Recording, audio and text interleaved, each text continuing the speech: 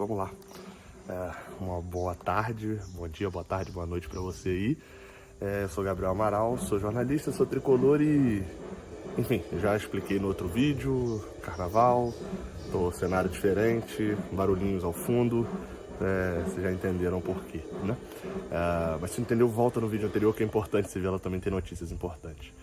Vamos lá, cara, assunto sério aqui, você provavelmente clicou nesse vídeo e eu tenho certeza já que você fez isso porque é fácil ali entender que você clicou nesse vídeo já pronto pra comentar, né, assim... Gabriel, a gente ganhou a Libertadores, eu não ligo pra isso. E eu já, logo após a Libertadores, eu lembro de ter falado aqui no Raiz Tricolor, falei lá no GE na época, eu tava no GE ainda, falei no Canal 20, já depois falei no Jornada, que eu sabia que todo torcedor do Fluminense ia adotar uma frase chamada "dane-se, eu sou campeão da Libertadores". Qualquer coisa que falasse, eu falava: senhor, essa pizza aqui a gente infelizmente não tem. Dane-se, eu sou campeão da Libertadores, arruma pizza. Ia servir pra qualquer coisa. Ah, não, mas olha só, a gente contratou um jogador muito caro. Dane-se, eu sou campeão da Libertadores, a gente usa isso pra tudo. E eu sei que dá pra utilizar mais uma vez quando a gente fala do assunto clássico nesse momento.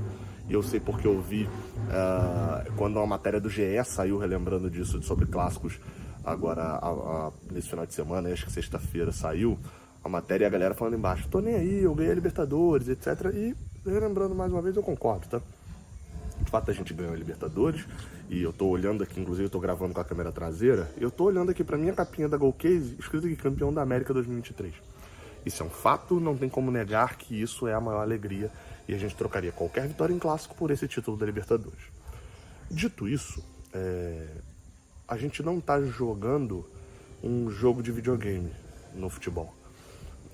E por que eu faço essa comparação? Porque num jogo de videogame, quando você termina, né, você conclui ali o seu objetivo principal, e o nosso objetivo principal realista era ganhar a Libertadores, você zera o game, né? Você zera o jogo e pronto, você parte para outro e você ignora aquilo dali a partir de agora. Você encerrou, acabou. E o futebol não funciona dessa maneira, né? Não existe zerar o jogo. A gente vai zerar de novo, a gente quer se manter o tempo inteiro jogando, né? Não existe essa parte, assim, de conquistei meu objetivo e nada mais importa daqui pra frente, né? Até porque eu não quero ser só campeão, eu não queria ser o único time Virgem das Américas. Eu não quero ser um time que tenha um título só da Libertadores. Então, obviamente que isso chama a atenção e é claro, é nítido, é evidente que isso tem que ser uma obsessão nossa ainda. A obsessão nossa agora tem que ser o Mundial e para isso a gente precisa jogar a Libertadores, né? Ou jogar o Mundial de 25, né, que a gente vai jogar. Então, assim, não acabou o jogo, tá? E aí onde eu entro no assunto propriamente feito esse preâmbulo, né? Entro no assunto em relação ao vídeo, porque o desempenho do Fluminense em clássicos em 2023, após o Carioca, ele é ruim. Diria eu até muito ruim. Ele não chega péssimo, porque péssimo seria perder todos, mas ele é muito ruim. Se vocês já lembrarem, em 2023, o Fluminense no Carioca perde pro Botafogo naquele pênalti do Calegari. Eles alopraram a gente e tal, pra cacete, fizeram certo também, sempre falei isso. Até isso me irrita pouco, tá? Porque eu acho engraçado quando o Fluminense faz, mas quando o adversário faz, não é uma parada que me atinge muito, não. Mas eles alopraram pra caramba e tal, depois daquilo tudo que a gente fez em 2022. E ganharam a gente no Carioca.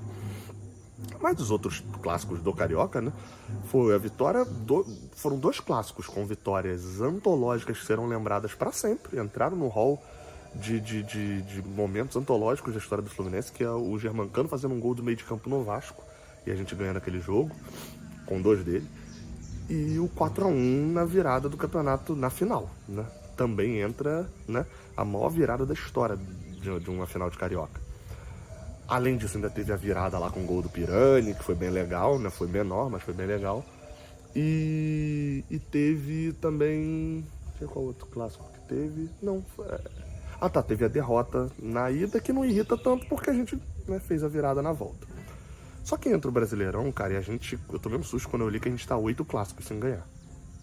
Isso me deu falei, rapaz, é muito clássico. Aí fui fazer as contas e falei, tá bom, no Brasileirão A gente perdeu pro Botafogo lá no Engenhão, né?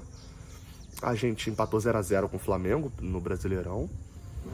E a gente empatou 1x1 com o Vasco. Aquele erro do Fábio, gol do Lima. Beleza. Na volta, né, no Brasileirão, a gente empatou 1x1 com o Flamengo. Foi bem legal, gol de bunda de Johnny Gonzalez e tal. Mas foi empate, né? Freou ali uma arrancada deles de título. Foi empate. Perdeu de novo pro Botafogo no Maracanã, num jogo em que a gente ligou muito pouco, né? Porque tinha acabado de ir pra final da Libertadores, aquela classificação. Mas perdeu por 2x0. E pro Vasco, contra o Vasco, a gente empatou de novo. Então, acaba que... Quando a gente pensa... Aliás, empatou de novo, né? A gente perdeu aquele 4x2 ridículo, né? No Engenhão. O 4x2 que a gente tomou, enfim, foi a pior derrota, né, de dentro do Brasileirão. E aí, quando você vem pra Copa do Brasil, a gente elimina. Por isso que eu diria que é só ruim. Mas a eliminação na Copa do Brasil torna muito ruim. Ter sido eliminado pro Flamengo, óbvio, de novo, dane-se, a gente é campeão da Libertadores, tá? Mas foi muito ruim. E aí você vem de um ano desse e você pode falar, pô, Gabriel, mas a gente ganhou a Libertadores, né? Tá, mas a gente não pode parar de ganhar clássico por isso.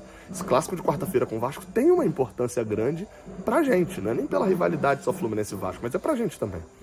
E esse barulho que vocês devem estar ouvindo de bateria é Murilo, tá? Tocando bateria. Pra quem acompanha meu Instagram, sabe que meu filho ele gosta muito de futebol, gosta muito de jogar bola. Mas a primeira palavra dele foi bateria. É ele tocando bateria ali com a avó dele. E aí, enfim, então... Eu me lembro um pouco de 2019, 2020... Poderia até chegar a 21 ali também. Se pegar esses 3 anos aí, pô, o Flamengo ganhou muita coisa, cara. Muita coisa. Né? Talvez o pior ano para ser rival do Flamengo foi 2019, né? Isso é fato, a gente sabe disso. Mas tá lá uma marquinha e a gente comemorava muito a vitória com o gol do Luciano. Gabriel, mas aí o Flamengo ganhou a Libertadores, ganhou a Copa do Brasil, ganhou não sei o que. Beleza, mas a gente ganha de vocês. O clássico tem esse peso, essa imponência. A gente sabe disso. É muito bom quando a gente está do lado a ser batido, né? Em que as pessoas comemoram demais uma vitória em clássicos contra a gente. Isso é ótimo, tá desse lado, ao invés de ser o inverso, que era o que a gente estava lá, que era a gente só tem o clássico para comemorar. É isso, por exemplo, que o Vasco tem. O Vasco, nesse jogo de quarta-feira, só tem o clássico. Então, tipo assim, se ele ganhar, a única comemoração dele, além de comemorar uma vitória, é porque ganhou o rival. Não tem hegemonia, não tem nada. Então, é muito importante a vitória nessa quarta. E eu vou reforçar um terceiro ponto, né? Eu falei já de 2 pontos, né? A questão do momento, né? Do histórico recente de clássicos, e a questão da gente não parar só nessa Libertadores, e a gente continuar mantendo essa hegemonia dentro do Rio de Janeiro. E o terceiro ponto é o Vasco. Cara, a minha geração, e aí assim, se você é um pouco mais velho, essa parte aqui não é contigo, tá? Um pouco mais velho eu digo tipo 35 pra cima. Galera da década de 90 ali, que foi infância na década de 90, vai entender mais o que eu tô falando. Eu fui ali no iníciozinho dos anos 2000. O Vasco é o adversário que a gente mais apanhou. A verdade é essa. Não tem muito a contestar, não. A última alegria que a gente teve geral, assim mesmo, até essa história recente agora, contra o Vasco, tinha sido a eliminação deles na Copa do Brasil em 2000, lá que a gente elimina eles. De lá pra cá, assim, foram pequenas pontinhas de alegria de vitória. Se você pega o histórico do clássico recente, de 2000 pra cá, você vê gigantescos blocos de freguesia do Fluminense.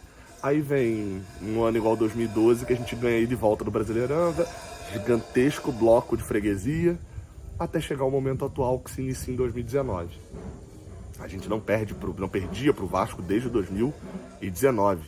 Um jogo lá em São Januário, estranhíssimo, um gol de falta de Bruno Cheddar deles, enfim, o nosso gol de Pedro, um jogo 11 da manhã do sábado, enfim. E a gente perdeu no ano passado esse 4x2. Os números contra o Vasco são bem ruins, assim, são descoordenados dentro do que é a rivalidade. E a gente, esse um dos principais motivos do que a gente precisa ganhar também. Acho que eu boto esse top 3 de motivos aí. A gente tem que aproveitar, talvez no melhor momento das nossas vidas, né? E novamente, estou falando quem tem 30, 35 anos para baixo, em relação ao Fluminense. a gente vê o Fluminense ganhando pouco o Vasco. Seja lá em 2008, 2007, 2010, 2011, 2012, em que a gente ganhou pouco, o Vasco mesmo, a gente tropeçava muito no Vasco. Seja no momento atual, onde a gente tá ganhando o Vasco, até ganhou um número considerável de vezes que enfrentou, mas enfrenta muito pouco. O Vasco não classifica para semifinal, final de Carioca, e quando classificou não pegou a gente. E também não joga a Série A do Brasileirão, né? Vai jogar agora de novo. Então fica difícil aumentar os números, mas a gente tem que aproveitar cada oportunidade, né? Enfim, quis gravar esse vídeo porque eu vi essa matéria no GE, vi algumas pessoas contestando ali a parada, falando, Dani, eu sou campeão. Eu falei, cara, tá aí um vídeo bom pra poder gravar essas reflexões assim, né? A gente tem que continuar ganhando clássico, cara. Clássico, e a gente tem que ganhar porque a gente estava na outra posição agora, ontem a gente estava nessa outra posição de dane-se o que você ganhou, a gente fala dane-se eu ganhei a Libertadores, né? E a gente ontem eu digo tipo há 3 anos atrás, a gente estava na posição de falar dane-se o que você ganhou, você perdeu pra mim. E a gente tem que unificar os títulos, né? A gente tem que ter o título ganhei de você, ganhei do meu rival e ganhei o título. Quem sabe o Tri Carioca não começa nessa quarta-feira já com uma vitória em clássico também. É isso, tá? Tamo junto. Até a próxima. Valeu.